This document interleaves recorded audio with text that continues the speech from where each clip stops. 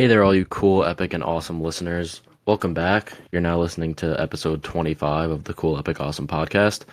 My name is Matt. I'm your co-host. And I'm your other co-host, Joe.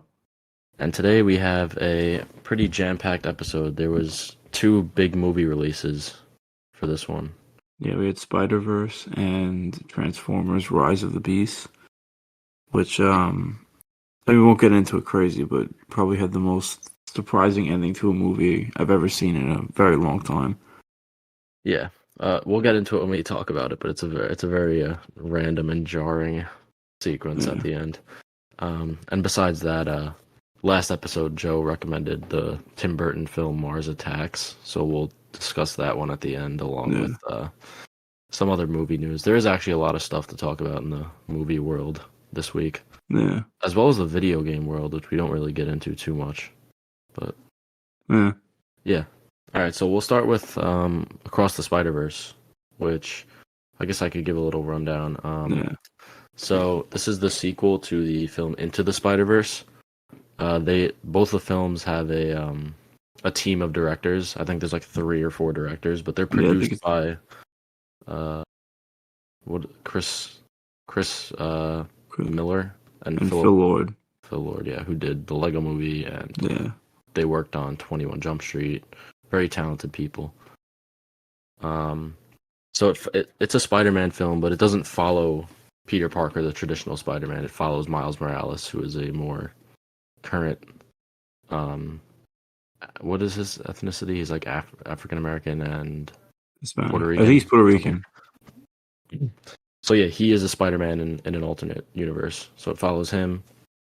The first movie is kind of about him coming to his own, getting his powers, becoming Spider-Man, and then this movie follows what that means to be Spider-Man. It a little bit too. Yeah, and he has to make tough decisions, and it's, the whole with great power comes great responsibility thing. Every Spider-Man has to go through these losses.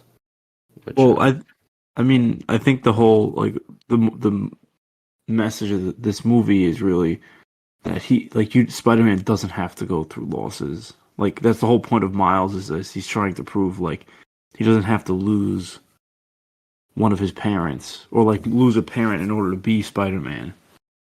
Yeah, I mean, well, we'll see if that works out. I don't think that's going to be how things go, but we'll see. So basically, at the beginning of this movie, we get more of a backstory on Spider-Gwen.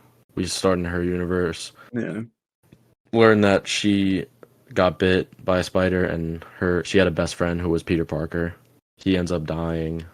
And her dad, who's the police chief, finds out that she is Spider-Gwen. Yeah. Well, they don't actually call her Spider-Gwen, obviously. It's Spider-Woman. Yeah, but and she ends up leaving.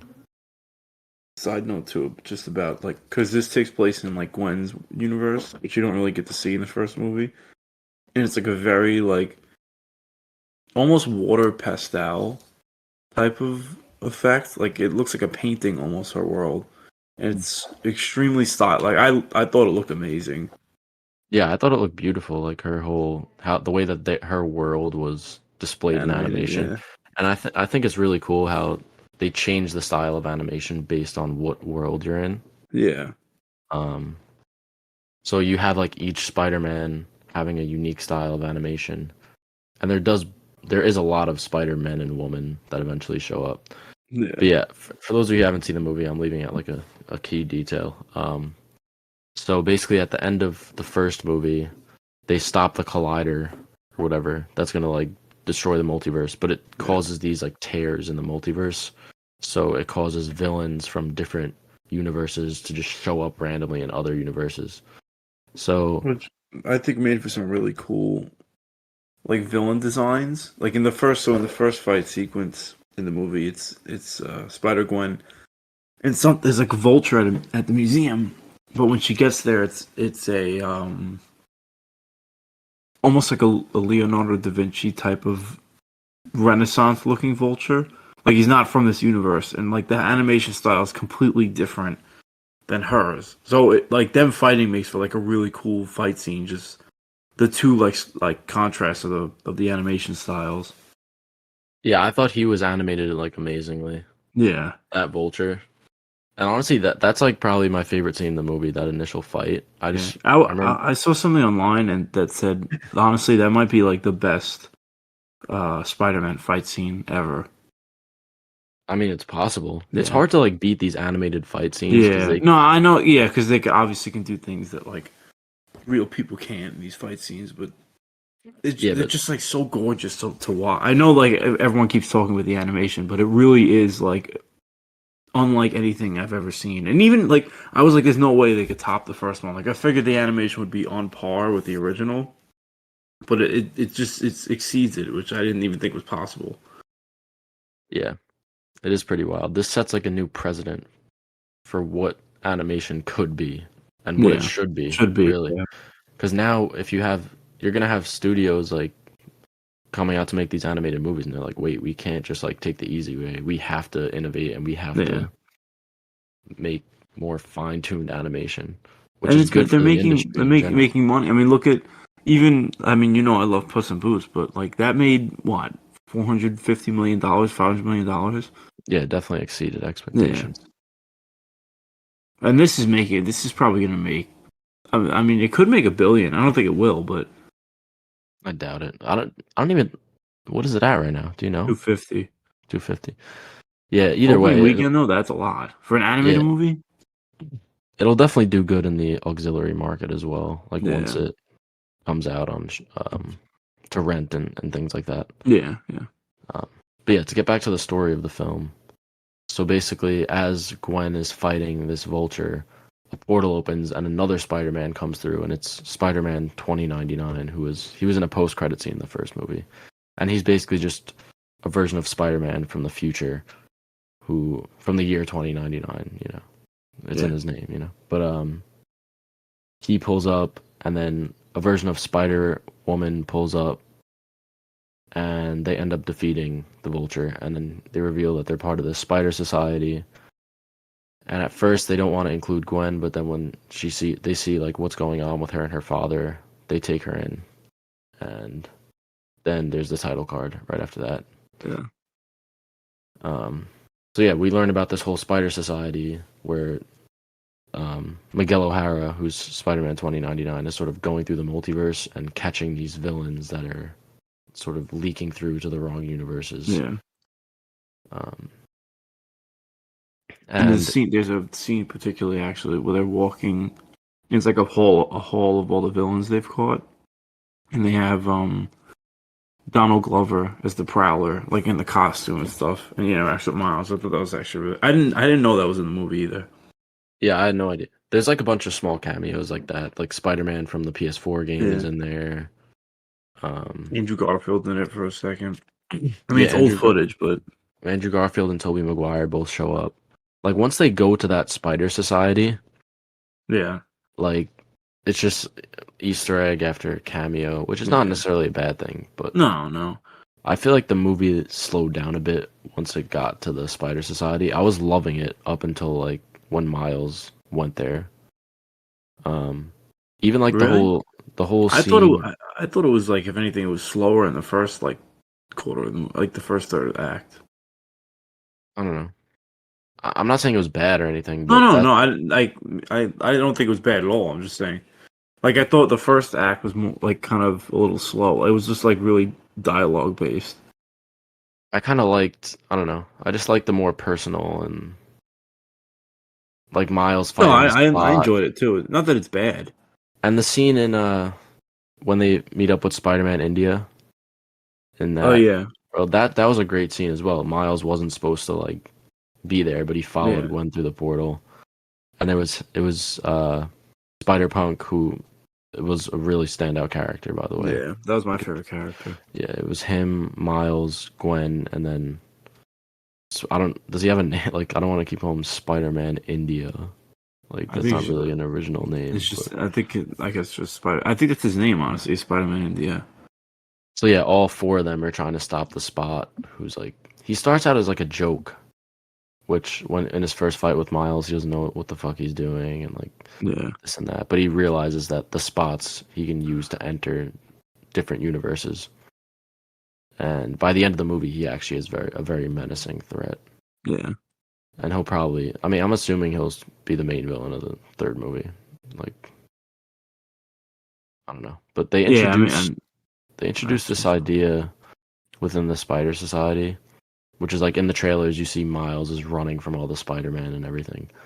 So there's this concept of these things called canon events that they basically have to happen in every Spider-Man's universe, otherwise like the universe will crumble.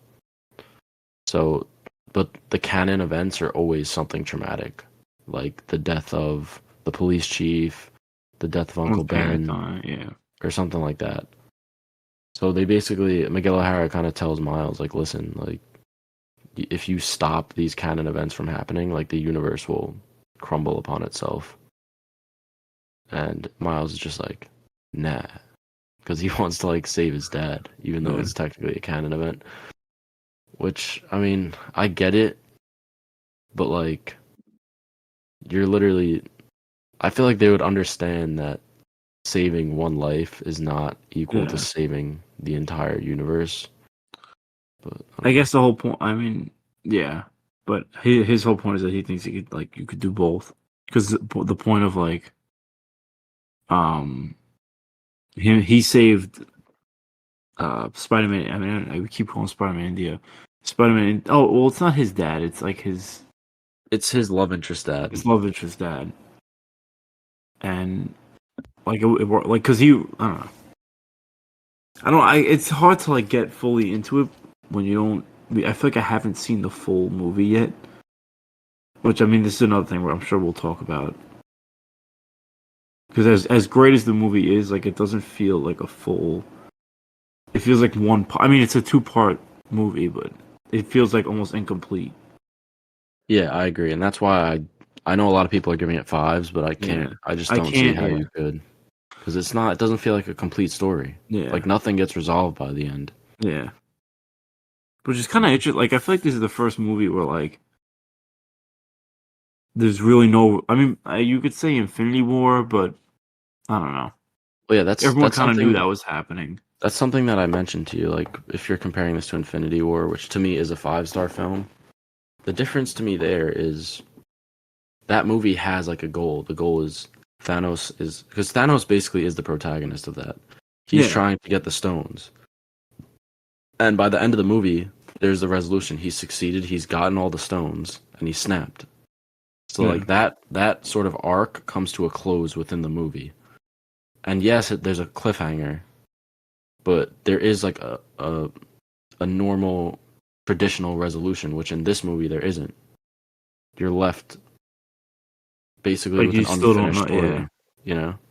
And I didn't really like that. And I also I don't mind cliffhangers, but I think the way they handled the cliffhanger wasn't the best. Again, going back to Infinity War, I think they did it perfectly. So, as everyone knows, like everyone gets dusted at the end. Thanos snaps, people turn to dust, and then like that's it. The movie ends, and you're like, "Holy shit!" Like what's gonna happen? This they sort of just kept dragging it on and on at the end. It was like Miles is in the wrong universe. Well, first of all, it's like Miles escapes from all the Spider-Man, goes back to his universe. Then you realize he's in the wrong universe. Then you realize Gwen is in his actual universe. It could have just, and then by the end, you see that Gwen assembles a team and they're gonna go after him and get him. But like the difference between this and Infinity War is like, if this was more similar to Infinity War, it would have been like, as soon as he realized he's in the wrong universe, it would have just ended. So then you're like, yo, like what the fuck is he gonna do? But now we know exactly what's gonna happen because we know Gwen formed this team and we know that she's going after them. So there's no mystery of like what's gonna happen. In their defense, I'll say this.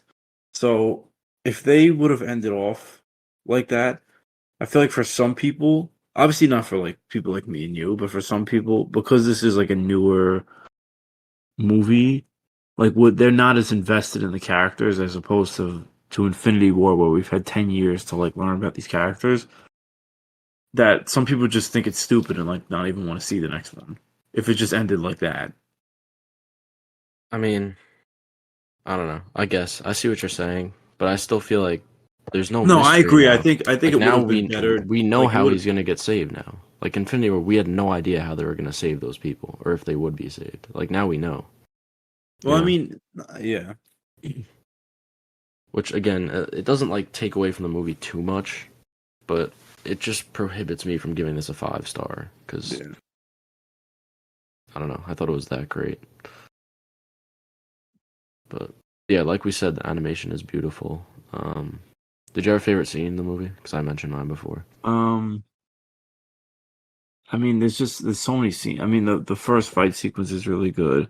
I mean, a lot of the scenes where Gwen is arguing with her dad, like the animation, like the colors, like so they'll be in a room and the colors kind of like represent their emotions in the scene. So like as like you know, I don't remember exactly like the color grading, but like Gwen would be like yelling or annoyed, and like her corner of the room would be like super red.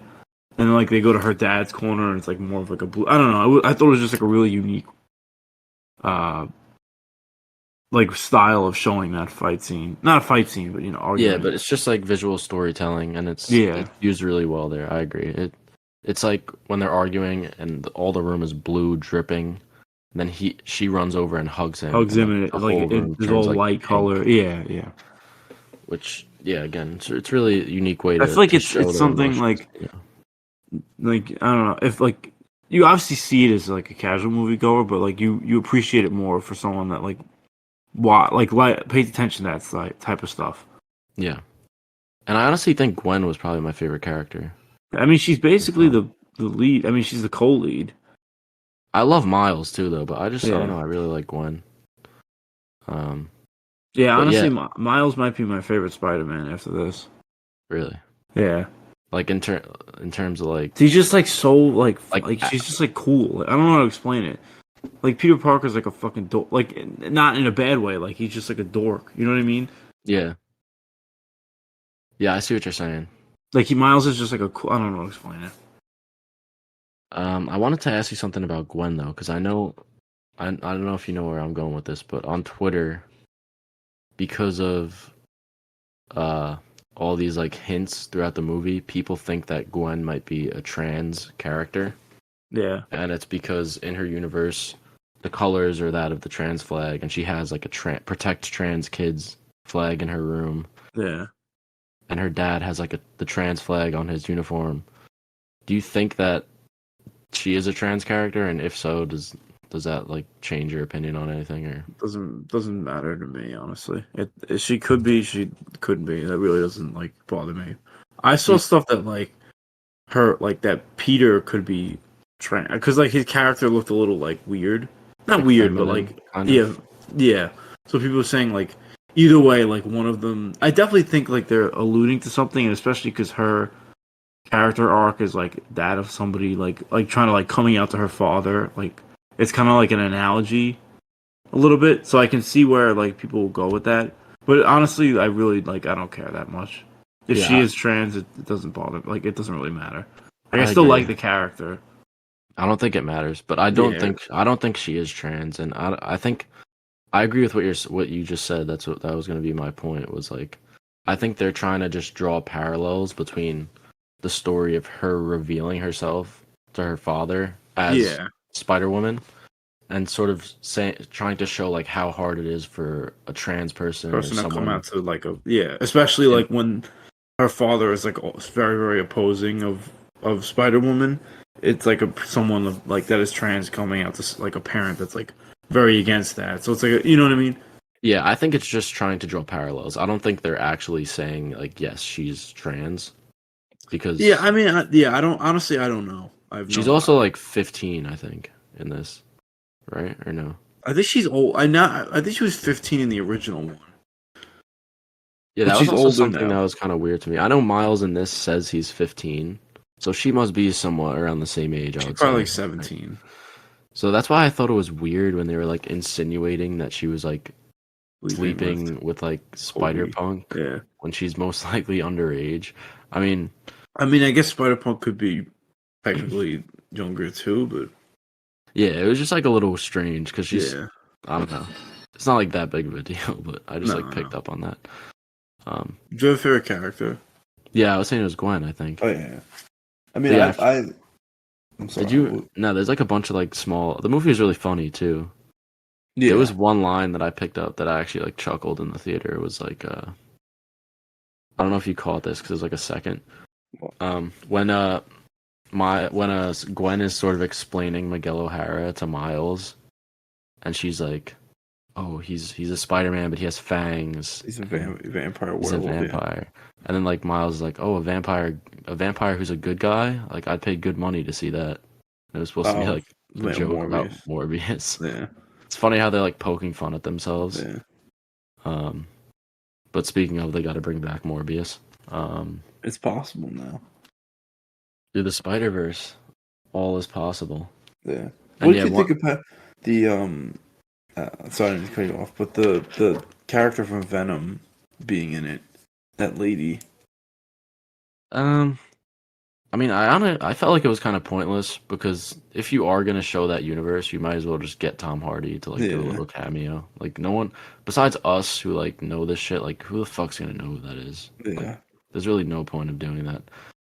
Which, yeah, but just speaking of that, that was like a live action moment. There's a couple like live action scenes throughout the movie, and Yeah. apparently they had like full action sequences that were in live action, like not filmed or anything, but they had But them yeah, like like storyboarded and stuff. and then they just said it was just like too jarring where it's like, what are we doing here? So they decided to take them out.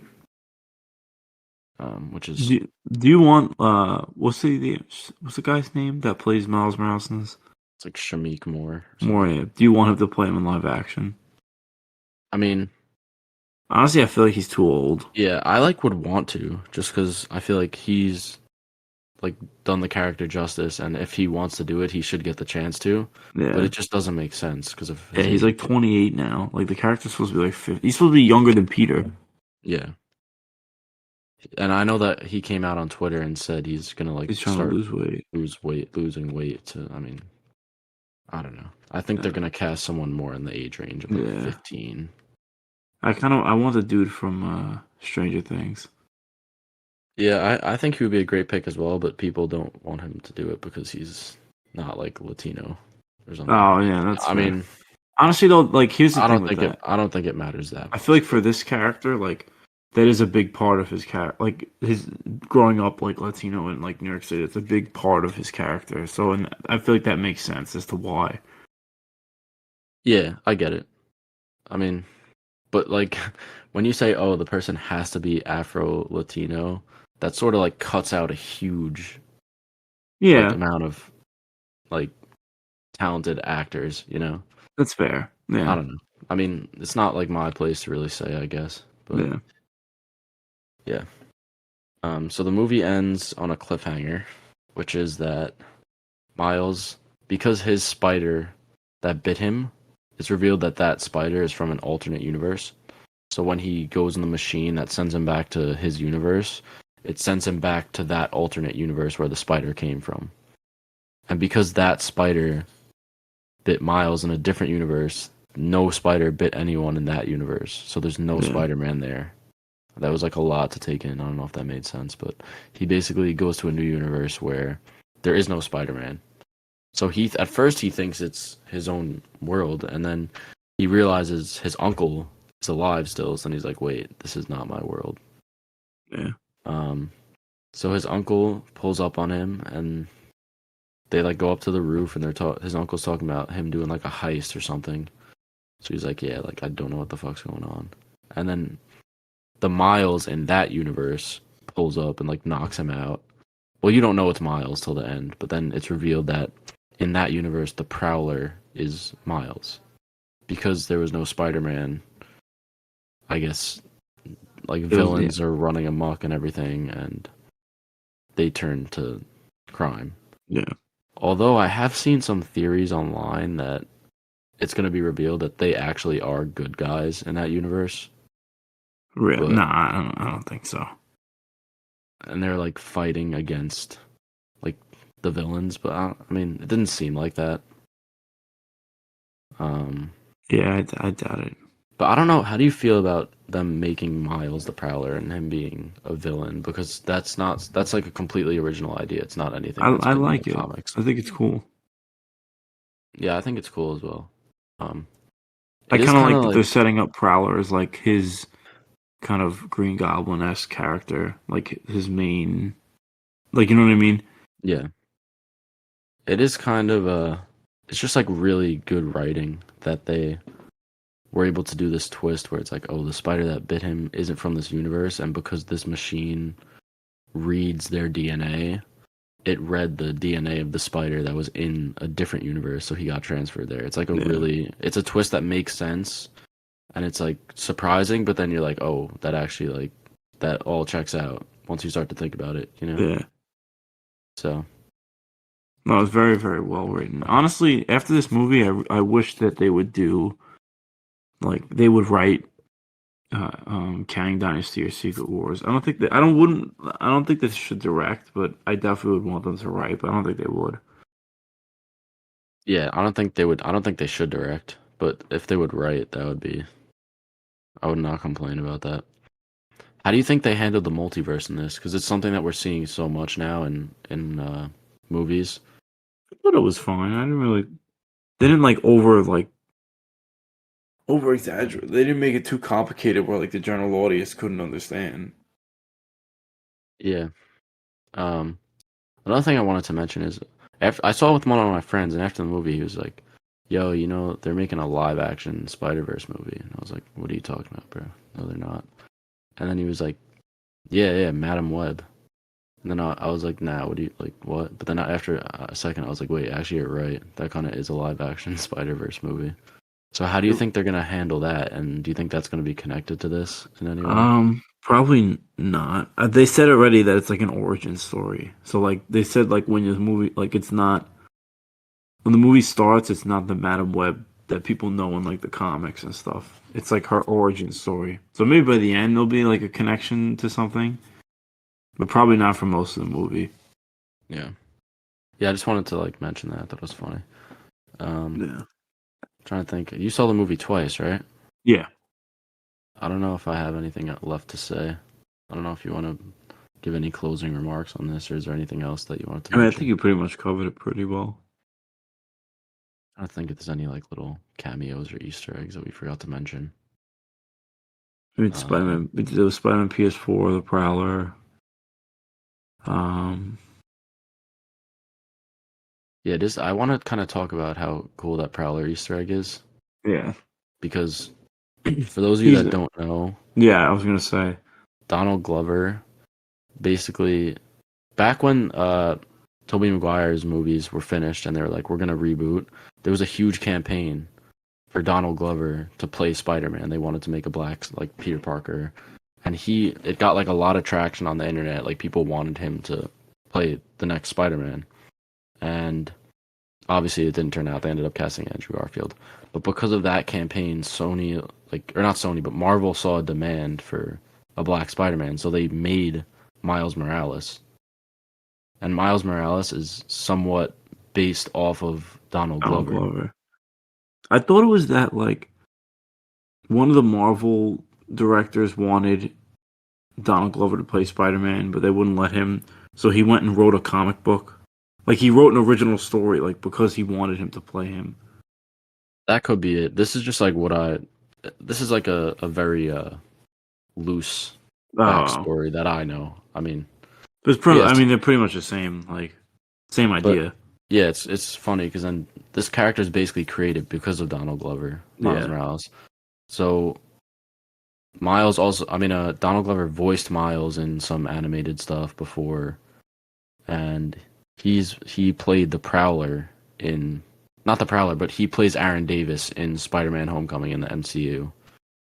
And then now yeah, in this, he plays a version of the Prowler. We don't know which universe it's from, but it's just really cool that he's kind of like the reason why Miles exists, and he's also, and as an extension of that, he's the reason why the Prowler exists as well. yeah, And for him to be able to play that character in live action was pretty cool. And I hope they bring him back to do it. I wouldn't like he's in the MCU. We know he plays Aaron Davis in the MCU, yeah. so if they make him the Prowler, like the live action version, I think fans would love it. I think he's a capable actor. Yeah, I And think it would be pretty cool. I hope they go with that. Yeah, but yeah, I'm excited for Beyond the Spider-Verse, which is now slated for next year, which I Is it doubt. March? That's definitely getting delayed Yeah. because Haley Steinfeld said she didn't record any lines yet for it, and apparently for this movie it took her 4 years to record. Yeah, So so I don't think it's going to be a 4-year delay or anything, but no, it'll probably come out 2025. yeah, which is fine. Yeah. Especially with the writer's strike going on and everything, everything's getting delayed. But I mean, I'm assuming this is already written. I mean, they probably know like the general story of it, but I don't think it's fully written with all the dialogue. Yeah, bro. These animation things, like, they have to have. It takes like years to make.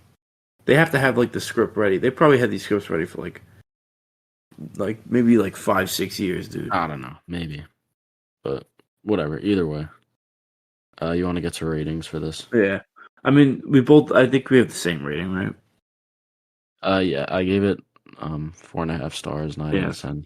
Like I said, just great anime. Probably one of the best animated movies ever made, if not the best. I know on Letterboxd it'll go down, but as of right now, it's the highest rated film of all time, which is, let's relax a little bit. Yeah.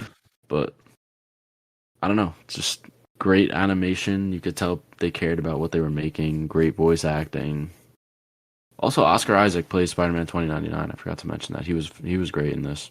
I thought he was. Yeah, he was fantastic. Did it really well. But yeah, just because of the way it ended and the cliffhanger stuff, and there's no resolution here, I couldn't give it a 5. I just didn't feel comfortable with that. But I'm sure, like, I could watch the second part and give this one a 5, like, but for now, I can't. Yeah, it's gonna have to be one that we look back on, I would say. But yeah, I guess we can move on to Transformers 6 or Transformers Rise of the Beasts. You want to give the synopsis on this one? Yeah, sure. So, basically, I guess this takes place in the new Transformers time. I think it takes place in 1994. And it takes place with the Bumblebee-esque, so it's like not connected to the Michael Bay movies. And essentially, there's this key. What is it called? Is there like a name for it? It's like the something key. There's always in all these movies. There's just one like artifact or something. Something that they have to get or protect or something. It's like so basically, this key can open like portals through like space, and they're trying to get this key. So, what the hell is his name? Scourge. Scourge is essentially the planet, dude. I forgot his name. Oh God. Unicron. Unicron. So Unicron is like this god, basically evil transformer that eats planets, and he sends this other, I guess, Decepticons, Scourge, to come and like find the key so he could take them to Earth, and they could just basically just eat all the planets in the universe, essentially. And I don't even. I now that I think about it, like it's a lot to explain because you have to like explain the Maximals too and the. Yeah. What? Because if you don't know Transformers, it's gonna be like impossible to understand this movie. I feel like you have to have some like knowledge of Transformers before going in. Yes. Let me think. So it starts with the scene of they're explaining Unicron, and they're like, oh, there's this planet-eating giant transformer, and they're like, oh, we never thought it could exist until we saw it with our own eyes. And then it shows this giant thing that's like the size of a planet, bigger than a planet, pulling up on some planet, like about to devour it. Then it cuts down, and you see like Optimus Primal, who's like the gorilla transformer that you've been seeing in all like the ads, and he's on the planet. Him and like the Hulk and all like the like animal transformers, they're called Maximals, and they're on this planet. Unicron sends down his forces. He sends down this character called Scourge, who's like, he's the big bad. He's like the Megatron of this movie. And they all fight, whatever. The the like a group of like 4 or 5 of the Maximals end up escaping. It's like the Rhino, Optimus Primal, the The Hawk, who's Air Hawk. Razor, And then the cheetah. Cheetah. Yeah, who half of them get no dialogue in it, and like they only show up in the last 30 minutes, which I kind of thought was a letdown. Yeah. But yeah, so they dip and they go to Earth. They bring the key with them and they split it into 2 halves and hide it.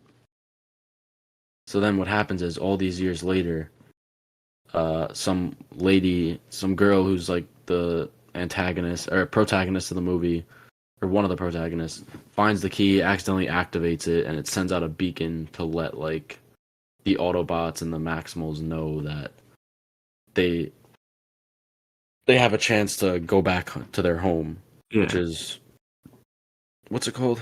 I forget. Cybertron. Cybertron. Yeah.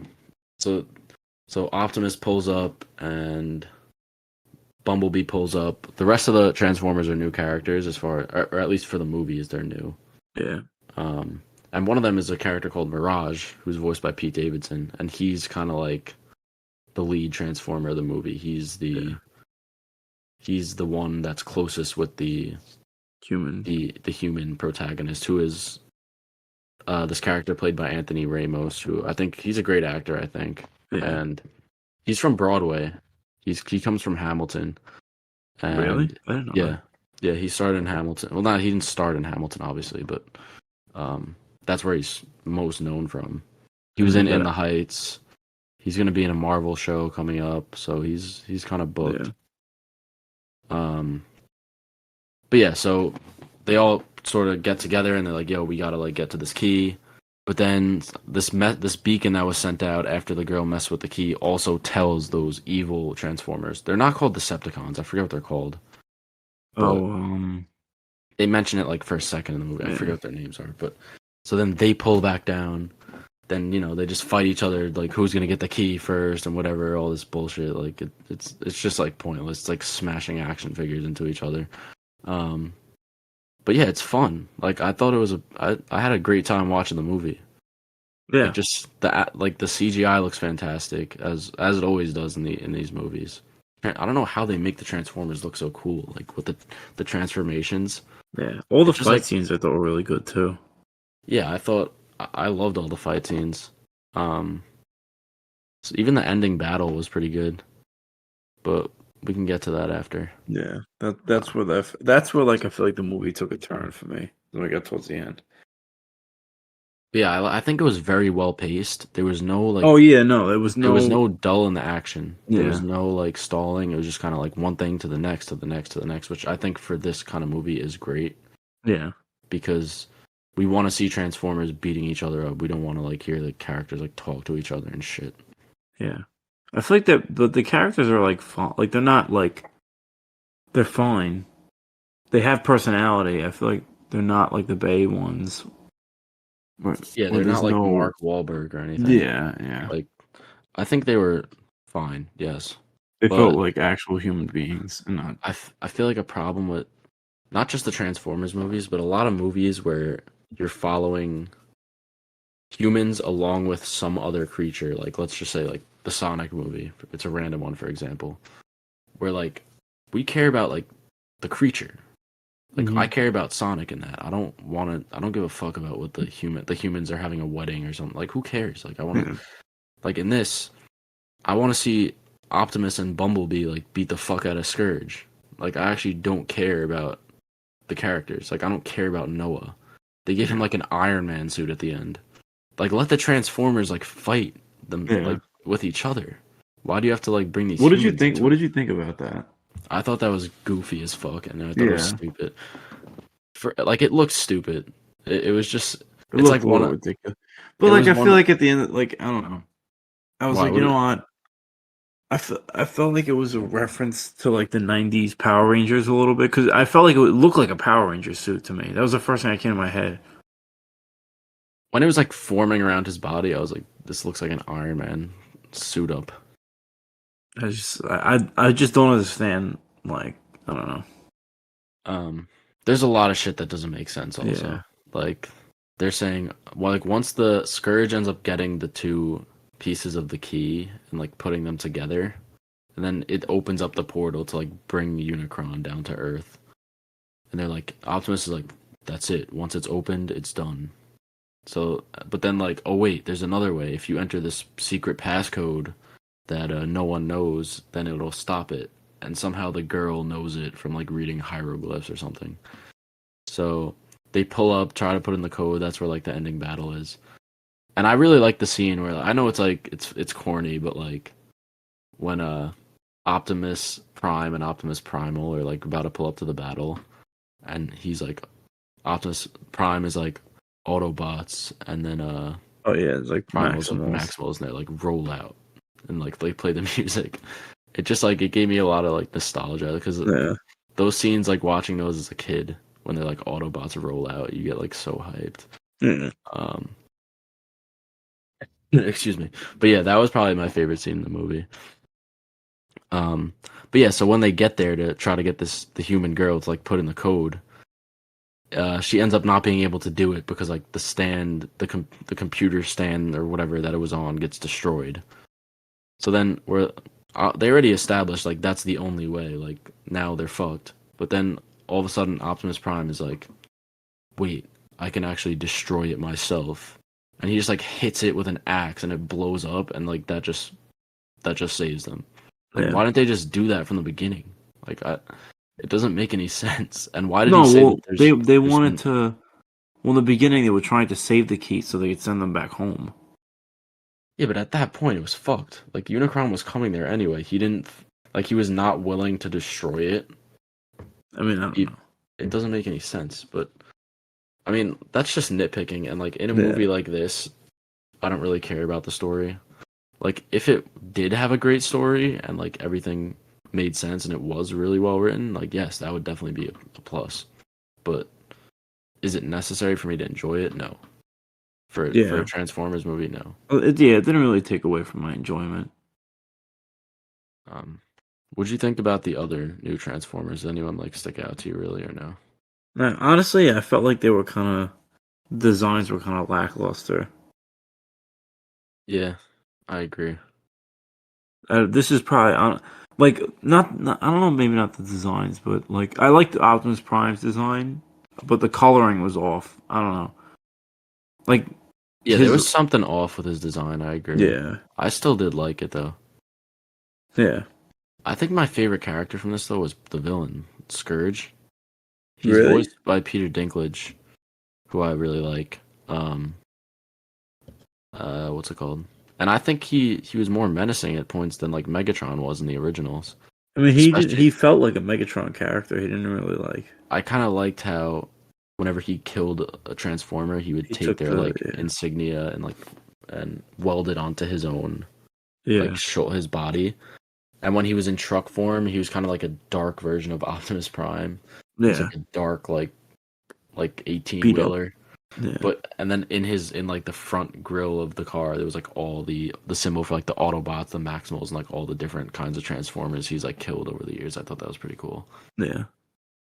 But yeah, even Anthony Ramos' character Noah, he was, as far as humans go, he was my favorite character. I thought he was great throughout until like they gave him an Iron Man suit, and somehow Optimus, who's like insanely strong, is getting pulled up and sucked into the atmosphere, but he's powerful enough in that Iron Man suit to pull him down.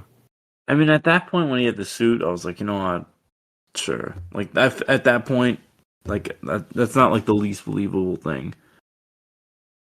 Yeah, the least believable thing is probably like aliens that turn into trucks and transform all the time. I thought the movie was funny though. There were a lot of funny lines, especially Pete Davidson. Yeah. He felt like out of all the Transformers movies, I feel that his character had the most like personality. Because honestly, I don't remember much of the other Transformers besides obviously Bumblebee and Optimus Prime. Well, there was those like racist twins in that one movie. Oh yeah, that were just like Michael Bay took like every stereotype for a black person and just like put it into those two characters. Like that was bad. But they had like personality, I guess. They weren't just like robots. Yeah. But yeah, I see what you're saying. There was a couple lines in it that stuck out to me. Um, remember when he's like, uh, Mirage is at like the window of Noah's crib, Oh and yeah. Noah's like explaining to his brother like, nah, he's just like a friend from work. And then Yeah. Mirage is like, bro, you were inside me. Yeah. That I was thought funny. that was mad. Like my whole theater was laughing at that. Then also the scene where I forget what Bumblebee says. He says like because he can't actually talk because of his voice box, but he says some like famous line from a movie, and then Optimus is like, "I need you to stop going to that drive-through theater," or something. Oh, Remember that? I don't remember. I forget what Bumblebee said, but it was mad funny. Oh, I think he said you can't handle the truth. Oh yeah, he says like, "You can't handle the truth." I forget what movie that's from, but it's like a famous line. Yeah. And like Optimus in his voice like says that he has to stop going to the drive-in. Um, yeah, I thought that was funny. Um, I feel like this is the first movie where Optimus didn't really feel like he was like the leader. He kind of felt like a no, he felt I would say he felt like a leader, but he definitely felt like inexperienced, yeah. which makes sense because That's the word. Yeah, more inexperienced. he mentions that they were only on Earth for 7 years at this point, and he's not like fully come into his own as being the leader of the Autobots yet. Like he is technically, but you could tell he's not immature, but you know, just not experienced with it because they haven't really been doing much. They were in hiding, I guess, for the Yeah. first 7 years. So wait, who's the villains of the Bumblebee movies? Is it Decepticons? I don't really remember. I think it's like John Cena and the U.S. government or something. I don't even know if there's other Transformers in that. I think there is. But hold on, I think I wonder Fiona's what calling at the door. what happened? Fiona was just growling at the door trying to get in. Uh, Okay. Um, I wonder. what? So, do you want to get to the most famous scene in the movie? Probably. Yeah, bro. You can go ahead. So, basically, at the end of the movie, um, Anthony Ramos' character goes for an interview, and it's asking him about like his work experience. And he was saying he's like, oh, I do work internationally, and the guy says like something about Peru, and he's like, oh, I never mentioned Peru. And then it turns out that he's like, oh, we work for the government, like we like we see what you did. We're gonna, we're gonna take care of you. He's like, oh, we want you and your big friends too, like alluding to about the Transformers, obviously. And then he hands him a card. So, like in my head, I'm thinking like, oh, maybe it's gonna be like whatever that organization was from those first Bay. What was it, Nest or whatever the hell it was? Yeah, I at this point I had no idea because Yeah, I was like, I what? we knew that there was like we knew that there was an insane twist at the end, but I like I would not have guessed this. But Yeah. go ahead. So he You could. turns the card over, and it's just like the GI Joe logo. And I was like, what the fuck? I remember just sitting there, and I was like so confused. And my friend, I was with my friend, and but he didn't really know what GI Joe was, so he was just like, I don't know, like he didn't even. He was even more confused than I was. But it just, I don't understand why. Like, To I me, don't know. like it doesn't necessarily affect the movie itself in any way, No, no, but but it I just, just there's like I don't no know. reason for it. Yeah, I guess the only reason I could think of is like to like reinvigorize the GI Joe franchise because I know Snake Eyes was like the last GI Joe movie that they did and it didn't do well. yeah, like tanked, right? So I guess they're like, how else are we supposed to make people like GI Joe? Oh, let's Yeah. make them like team up with the Transformers. I just, bro, it was so funny that shit happened. I can't even lie. I was so confused. Like me and my friends knew that there was like a big twist, so we were just like waiting. I was like actually getting anxious at the end because I was like, "What the fuck is it gonna be?" I thought like honestly, when people said the ending was nuts, I thought like they meant like, oh, he got a mech suit. And I was like, yeah, I guess that's kind of crazy, like for a Transformers movie, like you wouldn't expect that.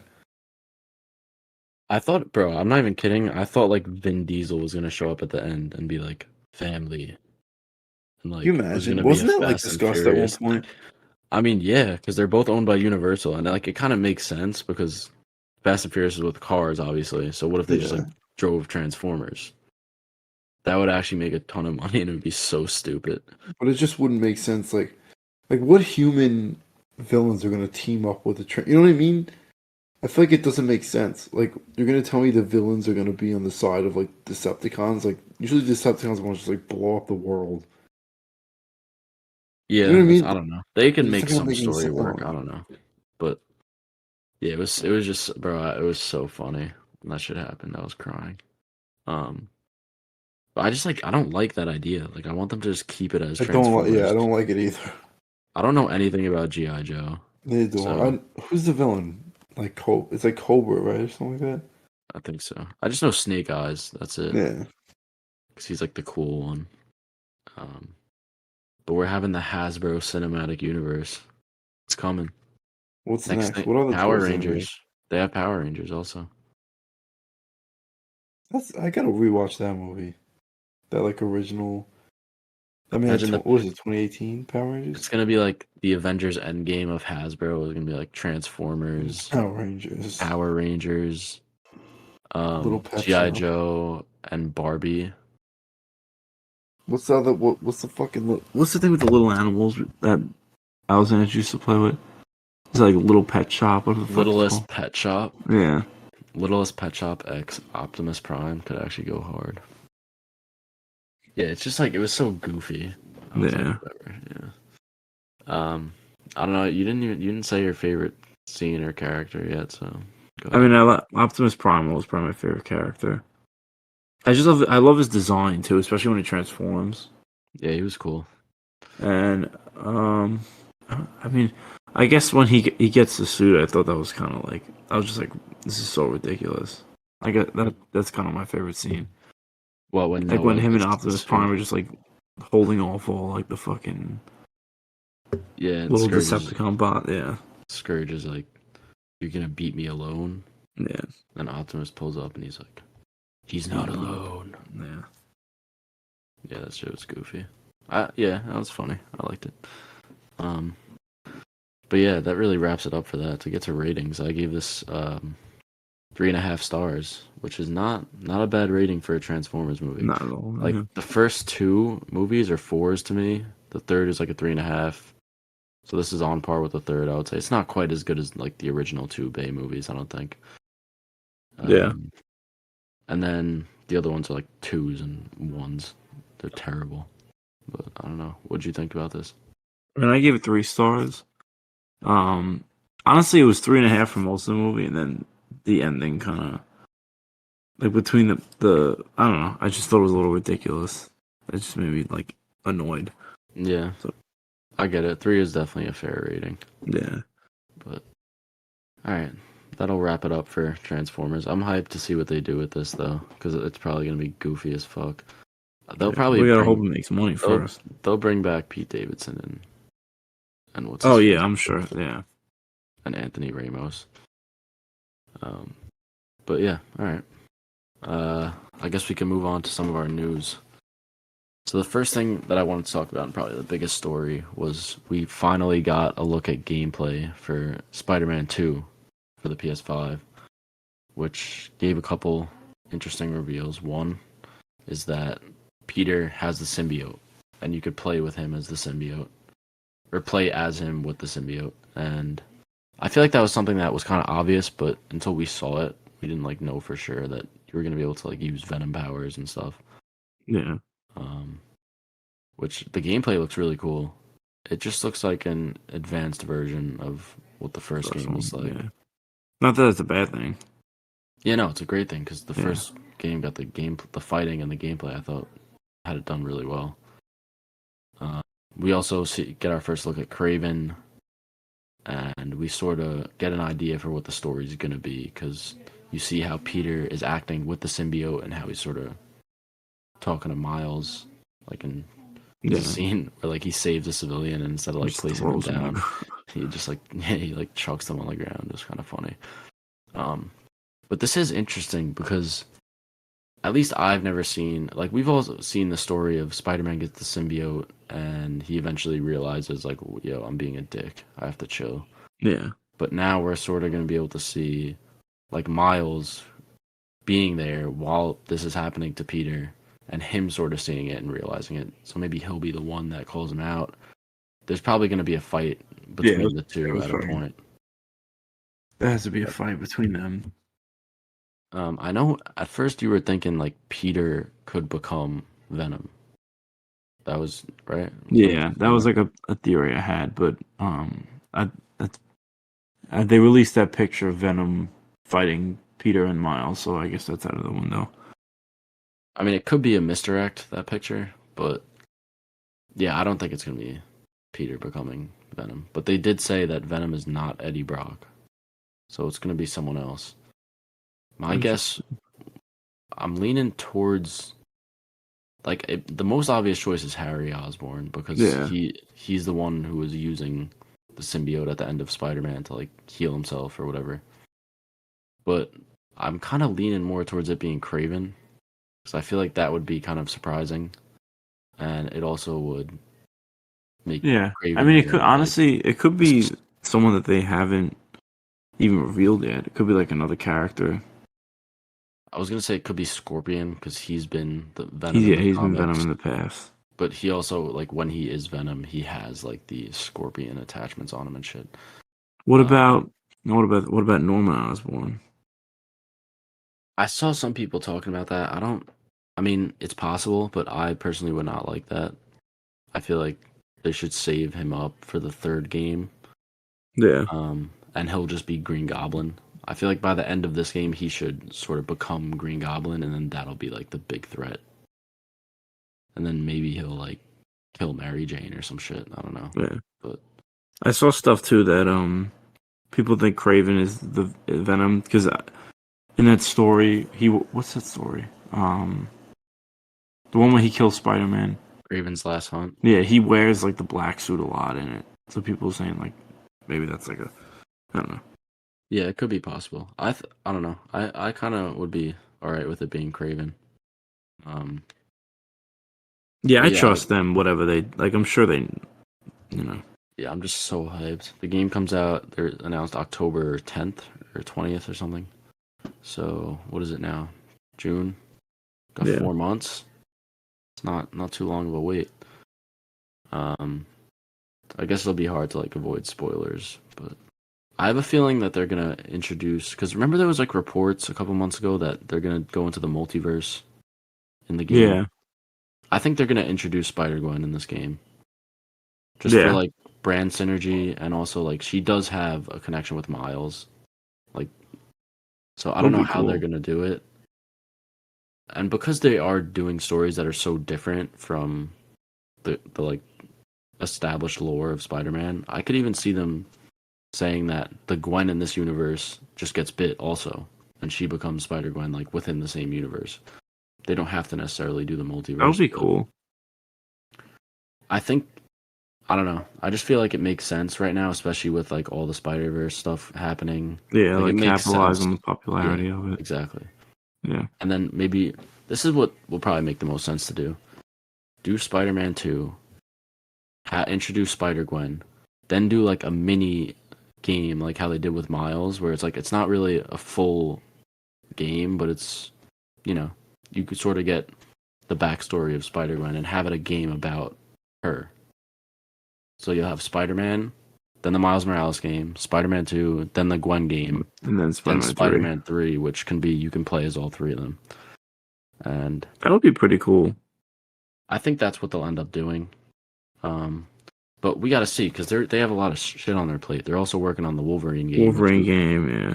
You got to assume Wolverine's going to come out before Spider-Man 3, because that's already announced, definitely. And they had like footage for it. So when is Wolverine? Probably another 2 years? I would say earliest 2025. Yeah, earliest. But they announced video games way too early now. I know. Well, that's a good thing about, I don't know if you saw the Mortal Kombat reveal. Like, the first reveal that it's even happening was, like, a couple weeks ago, and it's coming out in September. Oh, yeah, like it should be. I mean, maybe like a year before, maybe not that, but like still, I like that better than waiting. Like I'm pretty sure there's a Star Wars game they announced that like I'm pretty sure it's like 10 years that's gonna take to make the game or something crazy like that. Yeah, like what's the point of even Yeah, announcing it at that point? it's like Um, Star Wars Eclipse or something like that. You know what I'm talking about? yeah, I feel like gaming has been on. There hasn't been like a really great AAA game in a while. God of War was probably the last one for I me, at least. mean, apparently the new Zelda is supposed to be very good. Oh yeah, I mean, I'm not. I still would put that. Maybe this will offend people, but I would still like any Switch AAA game. I would put like a tier below any like console game. I just feel Yeah, like that's it's not fair. Yeah, no, as powerful and isn't as as capable. no, that's You know, fair. but Um, but anyway, speaking of it's actually a good segue point. I was mentioning Zelda. After the success of the Mario movie, it looks like Universal and Illumination are gonna make a deal to make a Legend of Zelda movie, which I feel like has a lot of mixed opinions online. Matt, how do you feel about it? personally, I'm not like a huge fan of Zelda, so I don't really care. I played like some of the games when I was younger, but I know this is gonna get some people type because these like new Zelda games for Switch seem to be more not adult, but more of like a young adult audience compared to Mario, which is more of like kids. Yeah, yeah. And Illumination is known for making movies for children. So if they take the Zelda property and make it into like a children's movie, I know people are gonna get offended by it. I personally don't care, but Yeah, I mean, I'm not a big Zelda fan. I recently started playing Breath of the Wild. I mean, so far it's fun. I like it, but I don't know like enough about the lore and stuff to have really a big opinion on it. But from what I've heard is that it is a lot more of a serious story than the Mario games. So that being said, I don't really know how Illumination is going to handle that.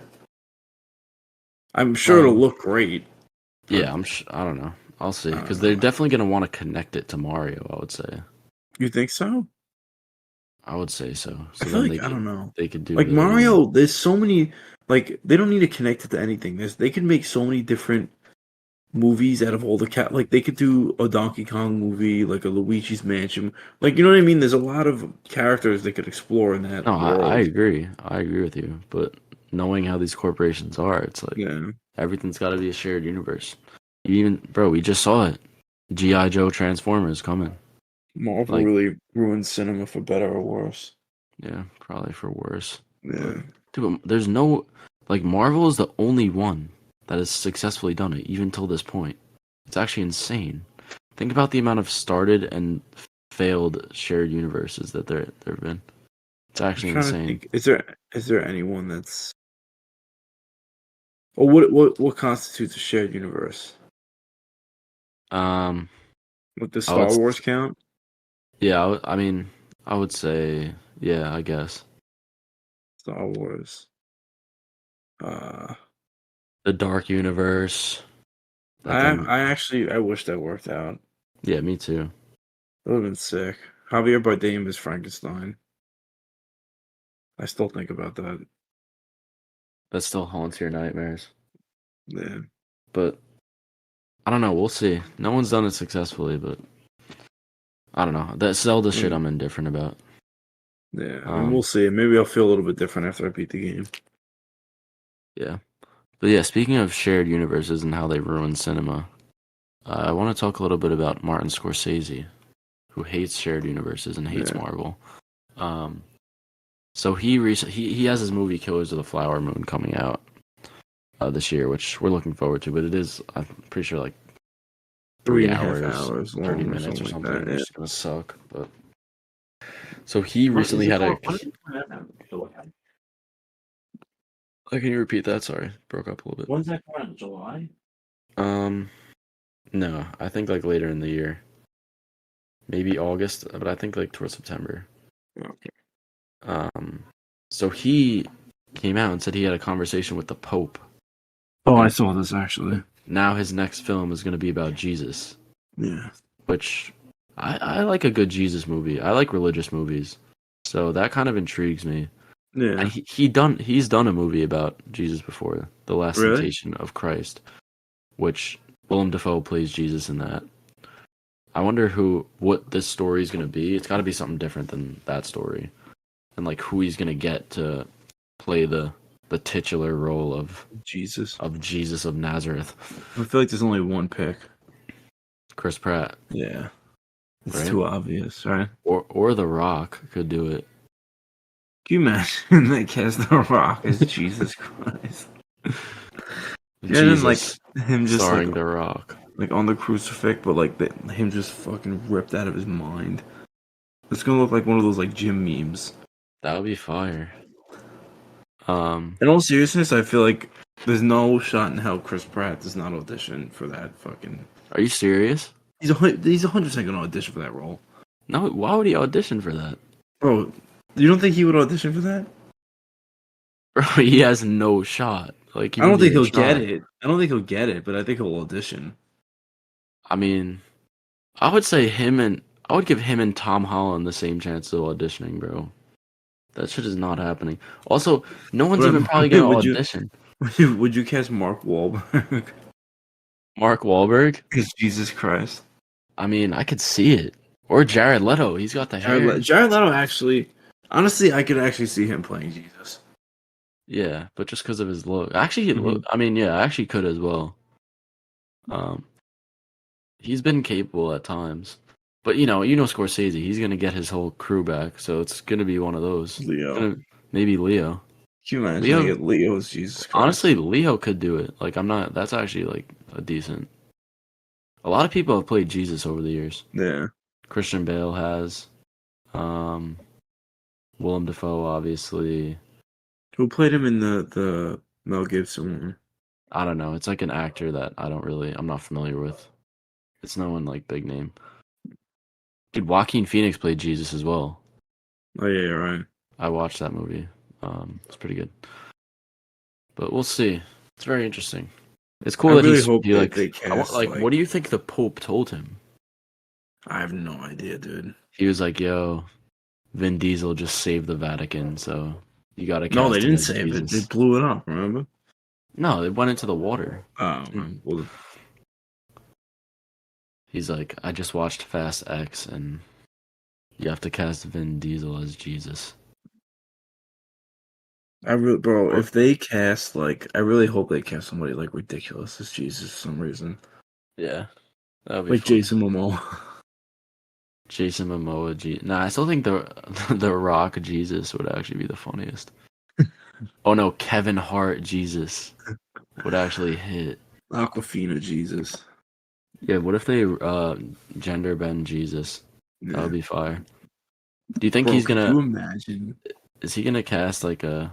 I was Yeah, gonna say, yeah, is he gonna go as like a biblically accurate Jesus, or is it just yeah. Is he gonna cast like the white with brown hair and blue eyes, or like the Middle or the Eastern, the which are normal? probably Yeah. we'll see. Very interesting. We'll get back to that when there's anything. That's gonna be a while for that. Maybe it'll be like, maybe it's like from. They'll have somebody else play Jesus, and like Leo will be like some Roman person. Like maybe it'll be from the Romans' point of view. I don't know. I don't know. Who I'm knows? just trying to think of like, I mean, because there's a lot of stories you could tell. Yeah, definitely. I mean, well, they're doing the Passion of the Christ remake, not remake, but a sequel nowadays. Oh, really? So, yeah, it's like Hasn't it been in like development for like fucking years though? yeah, but the Passion of the Christ, I haven't seen it, but that's like the go-to. I'm pretty sure when people right. talk about like the story of Jesus, and that's like basically leading up to his crucifixion. I think the next movie is about like Because he doesn't he spend time in hell or something like that. when he like rises from the dead or whatever. So we'll see that. But yeah, that's enough Jesus talk for now for one episode. This is there's no good way to transition this, but they cast the two leads for How to Train Your Dragon in live action. Like I don't know, like from Jesus to that, but and it's the dude from the Black Phone, the kid. Oh yeah, I remember seeing. Someone told me that it was that guy. Who does he play in Black Phone though? Which kid? The kid He's like that's he's the kid trapped. who's locked up. Yeah, Oh okay. he I was mean, he great. was good in that. Yeah, he was. And Yeah, that was like this is a great get for them because that was like his first big movie role. yeah. Um, and now he's doing this, which obviously is going to propel his career. And then the girl is. Let me look up their names just so that I'm like the people are entitled to know their names. Yeah. Um, but the girl is the one who's from The Last of Us. She plays Joel's actual daughter who gets killed. I Um, mean, that's like a 2 second scene in the. Oh really? That's who the. That's yeah, who. yeah. The dude's name is Mason Thames. Let me find the I girl's mean, name. there's like a. The scene's like 5 minutes in the movie. Yeah, yeah. I In The mean, Last of Us. in the yeah. And yeah, the girl is Nico. Her name's Nico Parker. So they're two like bright young I mean, she was actors. good in that. She's yeah. Yeah, I know people are getting annoyed because it's another race swap. Is it really? Yeah, because obviously like in How to Train Your Dragon, they're like Vikings, and she's like I don't know if she's African American, but she's like Oh, she looked white in the thing in her she's letterbox thing. she's fair skinned for sure. Um, Are people really, bro? It's a fucking movie about flying dragons. yeah, I don't. I mean, I don't think it really matters Yeah, either. dude. Like, it's not. I remember somebody. I saw something online once about like the Little Mermaid thing, and the guy was some grown man was like, "Yeah, like it doesn't make sense because the light, something about like the way the light hits the water wouldn't make someone's skin that dark." I'm like, bro, it's a fucking animated movie about mermaids and singing crabs. Like there's no reason to be accurate. Like I don't know. That just Yeah, I blows my don't mind. for shit like this. I don't think it matters. Yeah, it really like yeah. I think there are some cases where No, there's absolutely. like a I, race no, swap or a gender swap like shouldn't doesn't work, but I don't think it really matters for this. yeah. Um, I didn't even know she was like not white. Honestly, from her picture. yeah, Not and that it she's matters. Like obviously, it doesn't matter. yeah, she seems capable, so I don't really think it matters. Yeah, Um, but yeah, I haven't really. I've seen like How to Train Your Dragon the original like a long time ago when I was younger, but I'll probably recheck out the movies like as this sort of yeah, ramps up, just so I get an idea. yeah. Honestly, I Um, don't remember anything about like. I mean, I remember the first one, but isn't the book like actually very different than the animated ones? I have no idea. I can't lie. I know it's a very beloved franchise though. People seem to love those movies. So, Yeah, and they have like the How to Train Your Dragon like world opening up at Universal in 2025, so it makes sense that yeah, they're that makes you know sense. All right. But yeah, some other movies that will be going into production soon. Uh, yeah. so it was confirmed that Terrifier 3 is happening, and it's gonna have a higher budget, at least $1 million. They said, Really? Wow. yeah, in like the seven figures range, which is awesome. I don't know if you saw Terrifier 2. I haven't even seen. Oh no, I saw the first one. I hated the first one. Yeah, the first one's not great, but because of like how sort of iconic the character of Art the Clown is, like his look. Like they just made the second one because people seem to like love his look Yeah. a lot. My friend was in the second one. Dude, the second one, I'm pretty sure I was watching it and like they're in a school for a lot of it, and I was like, dude, this is Farrell. Like it I looked mean, I like wouldn't be surprised. it looked I mean, the guys from Staten Island who made Terrifier, I yeah, think. it literally looks exactly like Farrell. But I was like I, looking it I, up and there was no like confirmed. I mean, if I see the picture, I mean, when I watch it, I'll look. Um, but yeah, I'm really hyped. Terrifier 2 had some like the craziest, goriest kills that I've seen in a while in a horror Yeah, franchise. like And they Evil Dead type of. like more gruesome than that, honestly. Like they do Yeah, I not figured. hold back. Damn. Um, so with more money and uh more More exposure now than. yeah, more exposure, it's only gonna get worse from here. I know when the movie came out, they were saying, "Oh, it's so bad that like people were throwing up after watching it." Do you But think like, I'll like? I feel like, I don't know. It takes a lot for nah, me to get. no. There's only one time where I felt, or two times that I felt physically ill from watching a movie. One of them, I don't feel. I'll tell you after. I don't want to mention it on the podcast. I think I know what But you're talking about. one of them is Raw, the movie Raw, where they What eat the scene in Raw? finger. Or like she eats the finger. I was like, ugh. Oh yeah.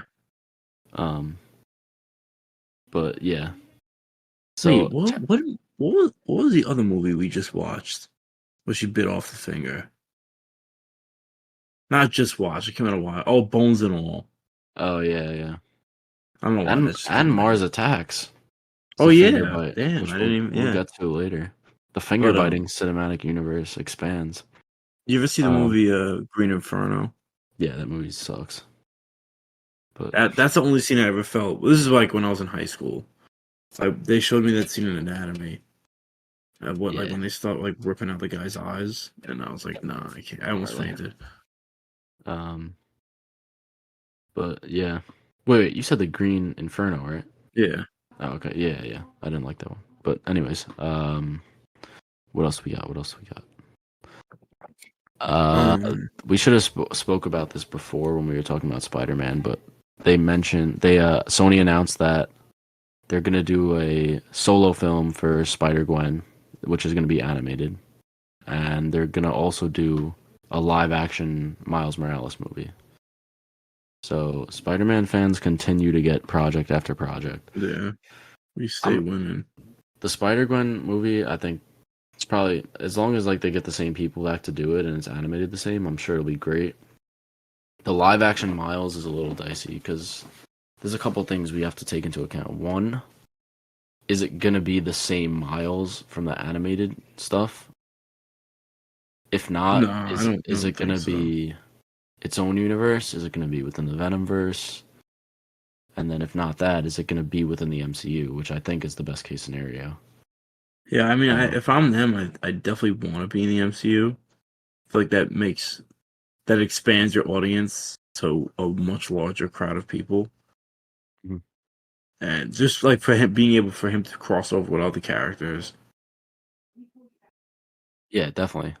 And also for him to interact with Tom Holland. It's the easiest way for them to do that. Yeah, And Tom Holland's sort of becoming, or Tom Holland's Peter Parker is sort of becoming a mentor to Miles.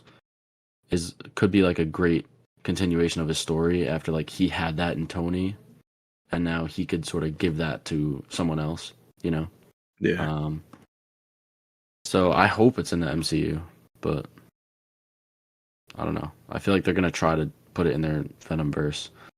But speaking of like the Venomverse, apparently El Muerto might get canceled. damn, it's so sad. Yeah, it's. Can't imagine what I would do without an El Muerto movie. They also had like the Hypno Hustler movie, which is also apparently about to get Oh, with shelved. Donald Glover, Yeah. the Hypno Hustler.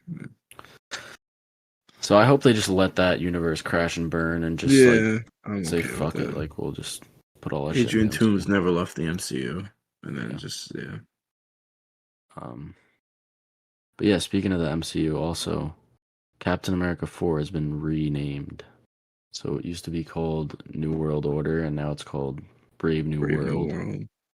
Which, I mean, I didn't mind the first title. I don't mind this one. I think both of them are fine, but apparently there's like some like anti-Semitic connotation with the term New World Order. Yeah. And like the villain of the movie is like a Jewish character or something. So they like, or a Jewish actor, or maybe I don't know, maybe both.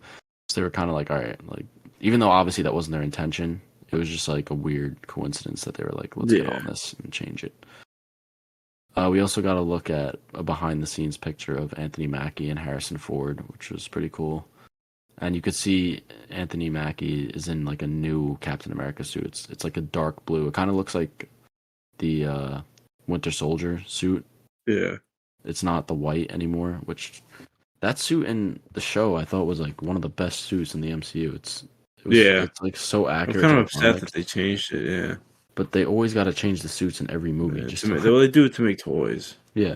No, like I get why they do it, but kind of frustrating. I know that suit was probably honestly my favorite suit in the MCU. Yeah, it's definitely up there for me. And between that, I mean, I like the Moon Knight suit a lot too, but Yeah, I don't understand what the rationale was behind. I know the toys, but it Well, was so he'll probably start the movie with like the white one, and then eventually like he'll get the something new will one. happen. It'll get damaged, or well, Yeah. not even. It's made of vibranium. So how the fuck is it? No, I don't know. But whatever. They'll think of some way to Yeah, explain it. Um, yeah, that'll be interesting. We could talk about a little DC stuff. So apparently, Andy yeah. Muschietti is gonna direct the next Batman movie, which is within the not like the Batman 2, but the Batman Batman, that's Brave and the within Bold. that's within the DCU. Yeah, called The Brave and the Bold. Apparently, we haven't seen The Flash yet, but speaking of, that's on our next episode. We've been Yeah, waiting years. I actually can't believe like Flash's next episode after I remember everything. them announcing that movie. Like when I remember like watching the CW and them having like a little panel on about like the DC movies coming out, and like the Flash was supposed to come out in like 2017, Yeah, but whatever year it was. apparently the movie's great. I know the Rotten Yeah, Tomatoes scores were like 70s, but if you look on the website, the ones that are giving it Rotten Tomatoes are like, oh, I was so distracted by like just thinking of what Ezra Miller has done. Like I couldn't watch this, and like that's not a fair criticism of the yeah. movie, you know. Um, like your thoughts on Ezra aside, but anyways, yeah. So the director of the Flash, Andy Muschietti, is apparently gonna direct the next Batman movie, which I like Andy Muschietti. I like the It movies, Chapter 1 and 2. I haven't seen The Flash yet, but if it is as great as people are saying, I think it's a great pick. Yeah, So, I mean, I feel like it's gonna depend on the Flash, like how I see. I mean, like when I see it, obviously, and how the Batman. Because I feel like people are saying in the movie, like his way of directing the Batman is the reason why a lot of people want him to do it. yeah, I'm sure he'll be great. DC Yeah, is getting a couple great names, like James Mangold's doing Swamp Thing. yeah. And James Gunn's yes, doing Superman. yeah, and speaking of that, so when they announced that Muschietti was directing The Brave and the Bold, I like tweeted out, I instantly got the thought, all right, Muschietti did It, Chapter 1 and 2, who within those movies, there's a character Pennywise played by Bill Skarsgård. So I was thinking, all right, Bill Skarsgård as the Joker, that could be crazy. Yeah, And then like a couple hours after I tweeted that, there's a report. Oh, Bill Skarsgård is being eyed for a role in the DCU, and I was like, I knew it. Then like a couple hours after that, oh, it's not in The Brave and the Bold. Then a little bit after that, Bill Skarsgård is getting eyed for the role of Swamp Thing. So what are your thoughts on him potentially playing that character? Um, I mean, I feel. I mean, I like Swamp Thing. I mean, you haven't really read a lot of his comics. He's just like kind of like a fucking. I don't know. Like he's a scientist. Like there's not like a lot of depth to him, at least in the beginning. It's gonna be more of like a voice role. I feel like because I don't he's know. mostly just like a. I don't know. I feel like you would need a bit more of a commanding voice than Bill Skarsgård, you know, I mean, like a Ron Perlman type. yeah, yeah, that's fair. David Harbour. Yeah, but I think he could do it. Yeah, no, I wouldn't be disappointed. Like I'm sure He he'd voiced be. what's his face in Eternals, Yeah, that the forgettable ass villain, whatever his name yeah, is. they wasted him on that. Yeah. Um. Yeah, it's interesting to sort of see these pieces coming together for the DCU. And once the Flash is out, we'll start getting into more like actual stuff because we'll be able to see whether or not they're going to continue with Ezra and what the universe is going to look like following that movie because it's Yeah, apparently resetting everything. Um, but yeah, the final piece of news is yesterday or either yesterday or 2 days ago they dropped a full trailer for Poor Things, which is Yorgos's next film.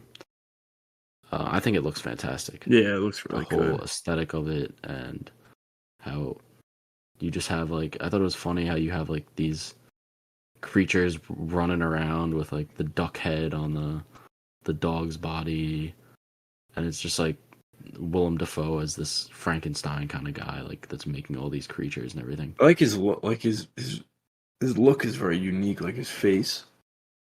Mm-hmm. For sure. I think he looks great. I think Yorgos does not miss. He hasn't yet. Besides Dogtooth, that's a little, I don't know. But I'm really excited for the movie. Emma Stone also is one of my favorite actresses, and she hasn't been in anything for a while. I think the last thing she was in was Cruella. But yeah. So I'm glad to see her back. Yeah. Um, Mark Ruffalo looks cool in it as well. It seems like it's just going to be about her who was created by Willem, sort of like discovering life and what it has to offer and stuff.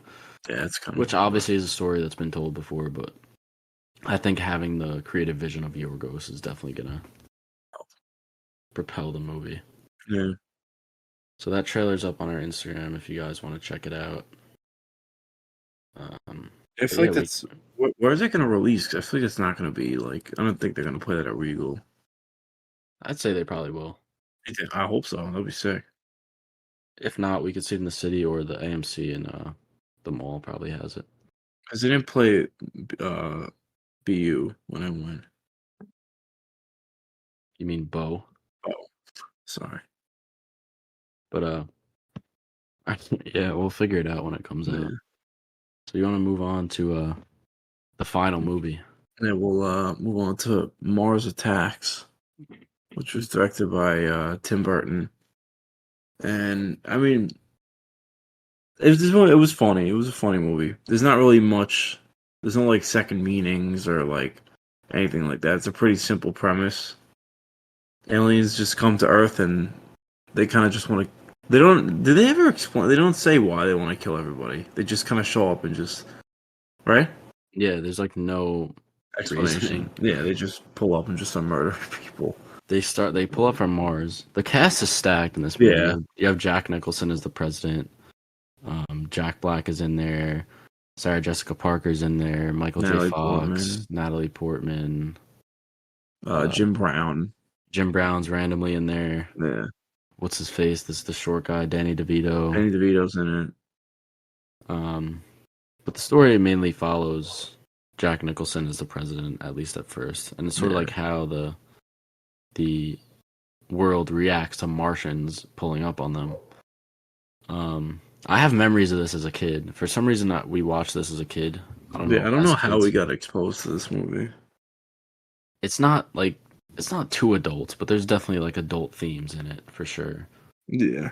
Or like adult comedy. But yeah, I also think the alien design. I'm pretty sure we've seen that in like Universal as a kid or something, in their horror makeup show. Yeah, we've seen it before, like somewhere.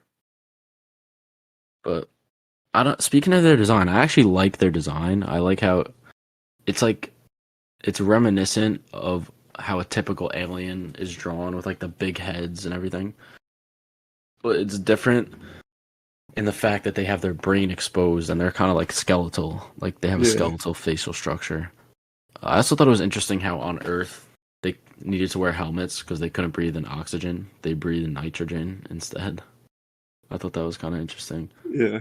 But yeah, it was just mad funny. Like the first time they interact, they get a translator, and they just like, oh, we come in peace, and then all of a sudden, for no reason, they just start murdering everyone. And the only thing they say is like "ack." They're like "ack, ack, ack." Yeah. It's mad funny. And then they also fucking like when they're in the towns, like destroying everybody, they're like, "Don't run away, we're your friends." Like you hear it on the translation. Yeah, and they just like fuck with the humans for no reason too. Yeah. They just like mess with them and then just laugh. Like the scene in the what was like they're at the concert and the lights go out. Yeah, and they're just like singing and dancing. Yeah, like they just, I don't know. It's just like a funny movie. There's a lot of. I don't know what the exact name of this type of humor. I don't want to say slapstick, but when stuff just explodes for no reason, or like things just like blow up or get destroyed for no reason, that shit is so funny to me. And there's like a lot of that in here. It was a mad funny scene where the aliens invade the White House and they just like shoot a chandelier and it falls and just like completely flattens the first lady. But it's just like they had to obviously like cut it so that it's about to fall on her, and then it cuts, and then like there's just like an obvious It's dummy like, but body, yeah, and it just like instantly gets flattened. It was mad funny. Stuff like that is was yeah, really funny to me. Um, it was also funny how the way the aliens move, like their movement is just so janky and yeah. weird that even them just like running is mad funny. I like when Um, the alien disguises the lady, but it's like so obvious that it's an alien, yeah, and for like some the reason she I remember that scene a lot from that was like the one scene that stuck with me when I was a kid for some reason. and like they just let her like walk directly into the White House. Yeah, because like that dude, who even is that guy? He's like the president's assistant. Yeah, like He's like something horny or secretary or something, something. so he Yeah. just wants to like he just lets that lady into the white. Obviously not a lady. Um, but you know who's actually my favorite character? This might surprise you. Who? Uh, I really liked Pierce Brosnan, like the scientist. Who's that? Wait, the scientist? He's the guy that had his head cut off and he like Oh, falls in oh, love with Sarah Jessica Parker's yeah, head at the end. Um, that sounded weird, but yeah, it was just like funny because he says a whole lot of nothing. Like he's clearly has no idea what he's talking about yeah, when, yeah, and he just puts on this persona where he puts his pipe in whenever like the cameras are on and stuff. Um, and it's just funny to see Pierce Brosnan in that sort of role because yeah.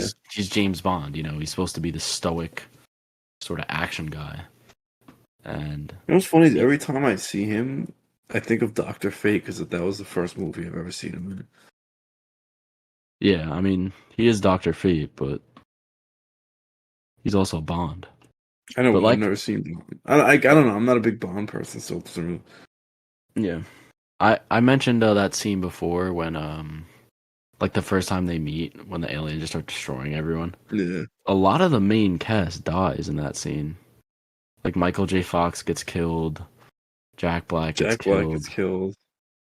Sarah Jessica Parker basically gets like taken out of commission. She gets Yeah, like her head put onto a dog. Um but yeah, I was surprised that they killed off so much of the cast within that one scene. yeah. I guess that's how. I mean, I'm assuming the budget for this wasn't like fucking massive, Yeah. so that the Ooh, only way they could afford a cast like that. one scene that I want to mention that kind of like was random and stuck out was like at the beginning they like when they're at that farmhouse and all of a sudden like all those cattle pull up and they're all like on fire. Oh yeah, That was pretty dark and I was yeah, like if that was in like a Jordan Peele movie, that would be like a dark image of, you yeah. know, It would all be depicted cattle. way differently though. Yeah. But it was just like really weird. Yeah. I It's almost thought like, like do you smell barbecue? And then like all the fucking burning. I was like, holy shit, that is like. Now that I think about it, that's fucking really dark. yeah, cuz those cows are all dying. Like they're burning to death. Yeah, they're burning alive. Um Yeah, but like bro. If that scene was like in the movie Nope, like I actually wouldn't even be surprised. Like if there was a scene of cattle just on fire running like that. Yeah. Um, so yeah, when that happened, I was like, damn, is this movie actually a little darker than I thought? Uh, but it turned out obviously it wasn't. No. Um, so for the Martians, do you think that they should have gone with practical effects? Because CGI Um. is a bit dated, you could tell. Yeah, but I mean, I feel like the practical effects at that time wouldn't have been any better than how the CGI. Like I thought the CGI was fine for the time. Yeah, I really didn't think it was that bad. The CGI. I thought it was. I don't know. It was It's decent. it's dated for sure, but Well, yeah, I mean, but it came out what, like almost what, 20 years ago? yeah, over 20 years. It didn't really feel like a Tim Burton to me that much, Yeah, no, I was saying that too. which it's not Like, I necessarily a bad thing or anything, but feel like there wasn't like a lot of like his like creativity in it. yeah, especially with like the sets and the character Yeah, design and yeah. stuff. It's very Um, like basic. Yeah, I think it honestly was like just for fun. Yeah. It was cool to see a young Natalie Portman though in here. She plays the daughter of the president, Yeah.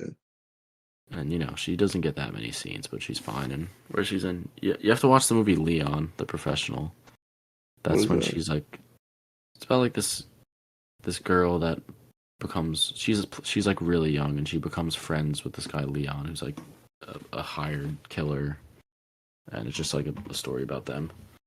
But that's like where she really blew up from. It's great. And speaking of, it's actually her birthday today, so Oh shit. happy birthday, Natalie, if you're listening. Um, she's my favorite. She is my favorite actress of all time, though. So it's always good to like see her in something. Yeah. But yeah, I mean, she doesn't get too crazy of screen time or anything. Yeah. But I Um, mean, yeah, the whole everybody was fine in the movie. Like no actor actress was really bad. I thought.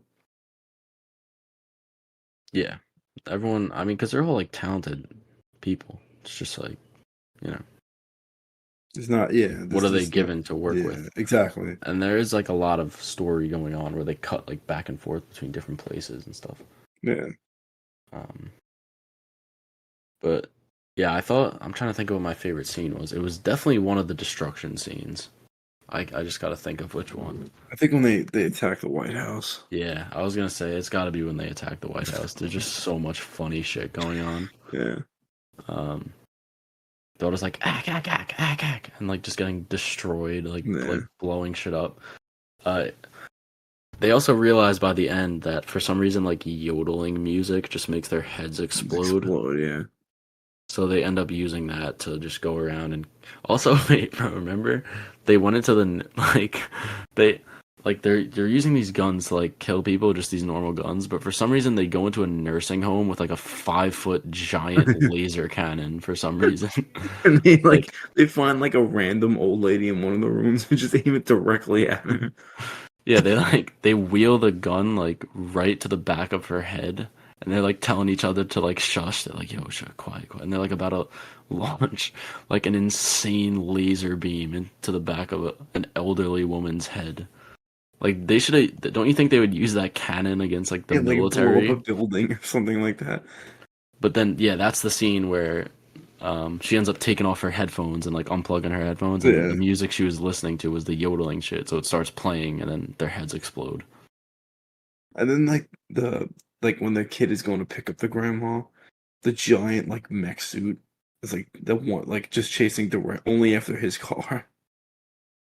Yeah, bro. Is it bad that I actually don't even remember how this movie ended? Like, Well, what happened? What is the last scene? I actually don't even remember. yeah, now that I think about it, I don't really remember it either. What Is there the like fuck? is there like a twist at the end? No. I think they all blow up like they all like that Oh kid gives wait. a speech at the White House. Oh yeah, he gets a medal, and then Natalie Portman's like, "Do you have a girlfriend?" Yeah, yeah. Is there like a reveal that one of the aliens like survived at the end or something? I don't I don't think remember. so, no.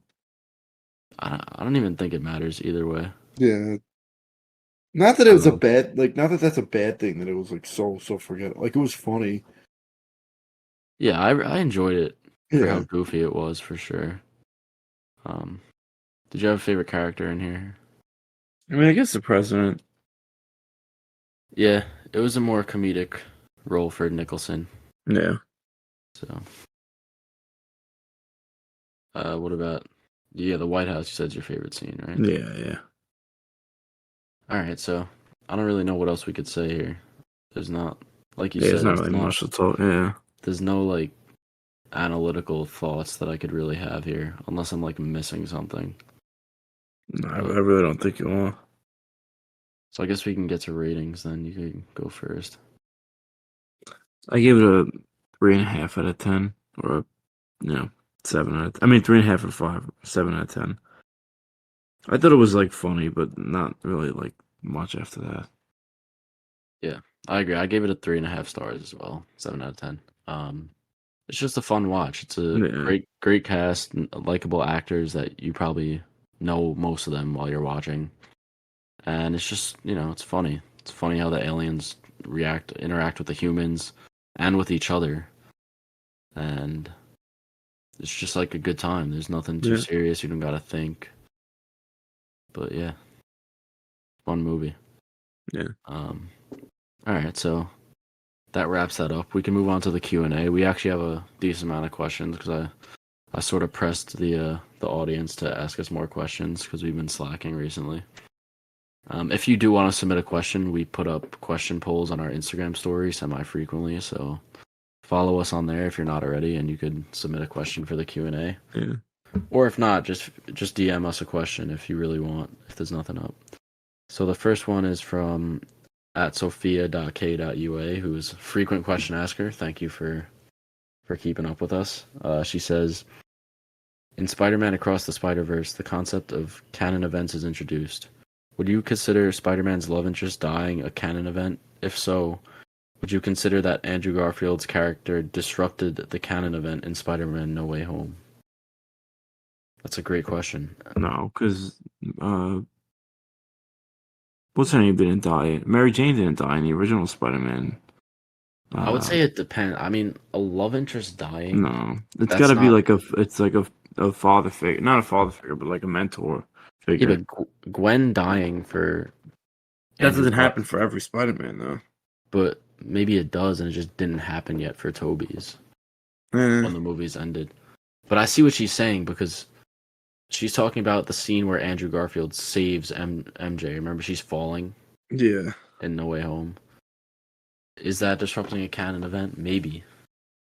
But I guess not, because the universe didn't crumble upon itself. yeah.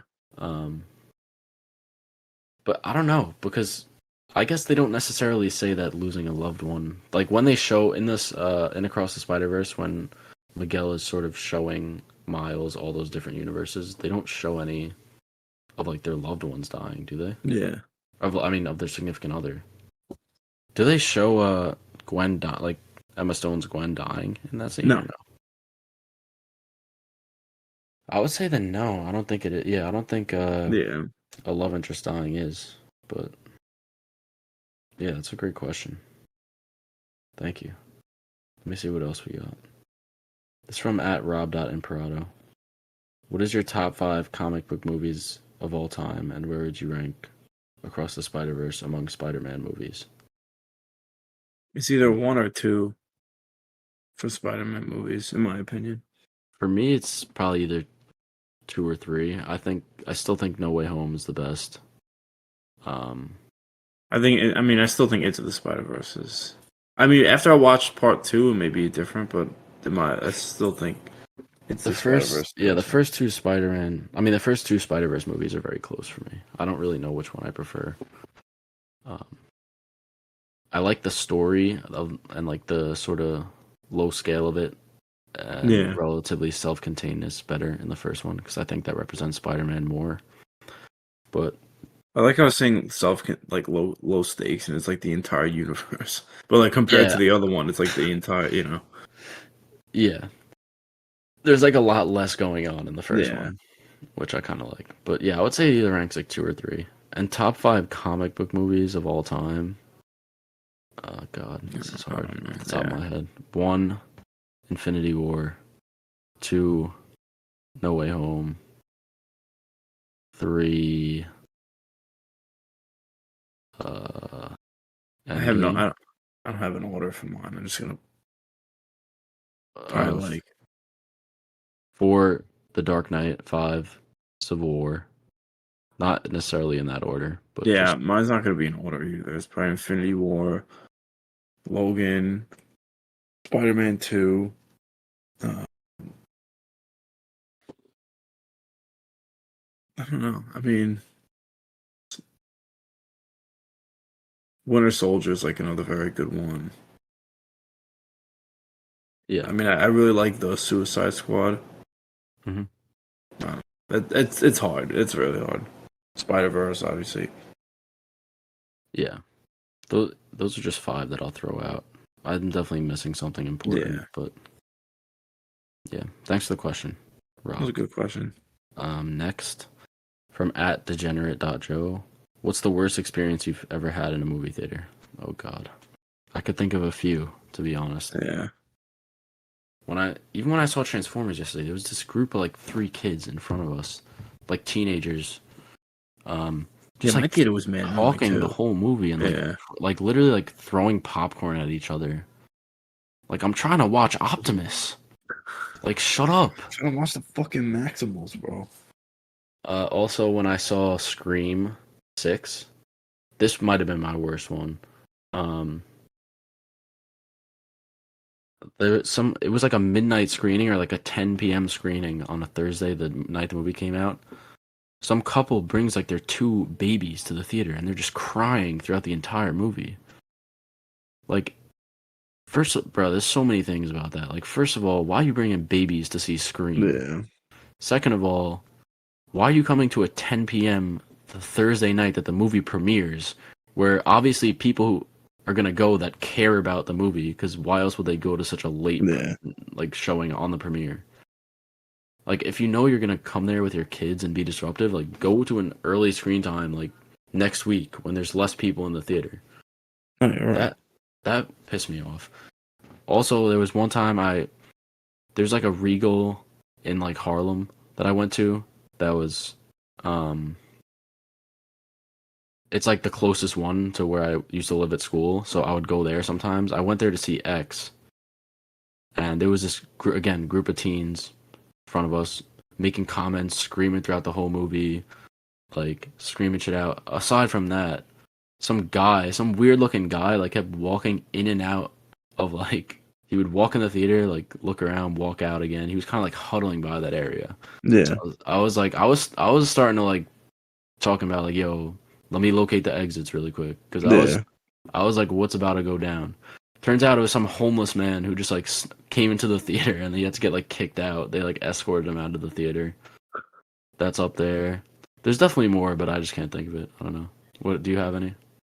When I saw Puss in Boots last year, I was like sitting next to like these fucking 2 like I don't know who, like there was just like this couple. They were just like so fucking trashy and like talking the whole movie, like call, like this guy got a phone call in the middle of the movie and like took the phone call and was talking. I was like, bro, like, are you fucking serious? Like, you're in a movie theater. Yeah, and I don't ever want to be the person to be like, yo, can you stop talking? Yeah. But one time I went to see The Northman with a bunch of my friends, and like 2 of my friends, like I love them, but they were just like whispering, talking like throughout like a 5-minute segment, just like would not stop, and it was like getting tight. Luckily, some guy in front of us like leaned back and was like, "Yo, like, can you guys just like not talk for 5 seconds?" So they stopped. But like that is one of my biggest pet peeves, just like being a nuisance in the theater. Like, stay home, or just like don't speak during the movie, you know? Yeah. But yeah, that's a good question. Thanks for asking that, because I had to vent a little bit for that one. So yeah, last question from at CPA Mom of 3. Thanks, Mother, for asking this. What is your favorite remake of a movie that was originally filmed prior to 1960? I mean, I don't know. There's a couple that come to mind. One that is probably not going to be an immediate guess for me is the film Nightmare Alley, which was originally from 1957 or 47. I didn't know that. And was remade in 2021 by Guillermo del Toro. It's one of my favorite movies of that year. And I'm planning on watching the original within like the next couple weeks, which is why I like thought of it. But do you have an answer for that? Yeah, I was gonna say The Thing. Yeah, The Thing is an obvious one. The Fly comes to mind. Yeah. I'm pretty sure that was the original was before 1960, I would say. Let me check actually, because I'm curious. But yeah, there's like, yeah, The Fly is from 1958, the original one. So the 1986 by Cronenberg that's a great remake. The Star is Born, that's been remade a bunch of times. All Quiet on the Western Front, the one that came out last year, is one of my favorite movies of last year. I don't know, if I like had a list in front of me of like remakes, I would probably be able to name a bunch more. But yeah, Nightmare Alley I think is a good pick. It's not like an immediate guess, Yeah. you know. But yeah, that really wraps it up for episode 25. You get your recommendation. So yeah, now it's time for me to recommend a movie for next episode, and I wasn't sure at first, but this one came to me. I was thinking, all right, last week was the legendary Robert Englund's birthday. So I thought, what better movie to celebrate than to go ahead and check out the original Nightmare on Elm Street, revisit it, see what we think about it. You know, it's one that I haven't seen in a while. It's obviously a classic. Yeah. And it'll be fun to talk about. There's a lot of things I we can haven't talk seen that about in with that a movie. long time, honestly. I actually So, think I was gonna rewatch it like a couple weeks ago. Like I started it like the first 20 minutes and I just like never finished it. yeah, it's up there with probably my favorite horror movies of all time, along with like the Texas Chainsaw Massacre and Scream and stuff. Yeah. But yeah, that'll be fun. That's a good pick. So we'll do that. We'll do The Flash. Comes out this next Friday, and then the Friday following that is Wes Anderson's next movie, Asteroid City. So we'll I thought that discuss. came out. Isn't that coming out the same weekend as The Flash? Well, it's doing like early screenings starting the 16th, which okay. I mean we could see it then, but either way, I'm probably gonna see that. I mean, I'm gonna see Elementals too. Yeah, Elemental. Oh wait, oh fuck, we didn't mention the Little Mermaid. Oh, I mean, we could talk about it briefly. So me and Matt, we did end up seeing it. First of all, when I went, I ended up buying. So I have the Regal Pass, and I went with my girlfriend, and I bought it for the wrong theater. So I was like, all right, whatever. Like I'll just like this is like right the day of when we went. So I figured there wouldn't be that many. There'd be like a couple seats left. Like my entire theater was like sold out. I had to sit like in the front row of the theater. There was like literally no seats. It was the first time I saw a theater like that since probably Endgame. I was like, what the fuck? Pretty wild. And then but how was it for you? Were there people there? Like mine was like completely like sold out. Yeah, I went with Alexandra, who's our sister. And it was pretty full. There was a lot of younger kids there. Yeah, it was mostly younger kids. Yeah, and yeah, but the thing, going back to the question about like the worst theater experience, like there was a young girl, must have been like less than 10 years old, like in the couple seats ahead of us, that was like screaming the entire time. But like for the Little Mermaid, like, you know, this movie's made for her. Like I'm not gonna complain if she's screaming, you know. Yeah. So that was kind of like cute to see that. Bro, I actually love the movie for some reason. I mean, I thought it was. I mean, I don't know. I'm not the biggest Little Mermaid fan. Like I rewatched the original, and then I watched this like back to back, and I thought it was on par with the original. Honestly, Yeah, I thought I was gonna hate it, but I gave this a 4-star. Yeah, you liked it a lot more than I did. I don't know why. There was just something about it that I just like really liked. I mean, the main girl was really good. Yeah, I feel like everyone was well cast. It was just like it kind of had that like Disney feel, you know. Yeah, it felt like no. So, yeah, that was just to briefly go over it. But yeah, no, it was great. You imagine if they made like the animals actually look like how they looked in the cartoon? Like I feel like that would have made it a lot better too. Yeah, but I didn't mind. I loved what's his face as the crab, Sebastian. Yeah, he was good. But yeah, we'll see. I mean, this is giving me some faith in Disney's live action adaptations. I mean, they have Snow White next year with what's her name? Zegler and Gal Gadot's playing the evil queen. Yeah, but it's really interesting to see because I've never really seen Gal Gadot as a villain. Yeah, definitely. I think she has the same acting range as a brick wall, but we'll see how it goes. Anyways, yeah, let's wrap things up. I wanted to quickly mention that because I forgot. Yeah. So yeah, for next episode, watch Nightmare on Elm Street the original, watch The Flash, watch Asteroid City, and then you could maybe Elementals. We'll see. Yeah, we'll just mention it probably. Yeah. You could hear our wonderful insight. Follow us on Instagram, Twitter. Follow us on Twitter. Check out. I'm trying to get more active on Twitter, so hopefully we'll grow the page out a little bit. Check out our letterboxes. Everything's on the link tree. Yeah. So thanks for listening, and we'll be back in 2 weeks. Peace.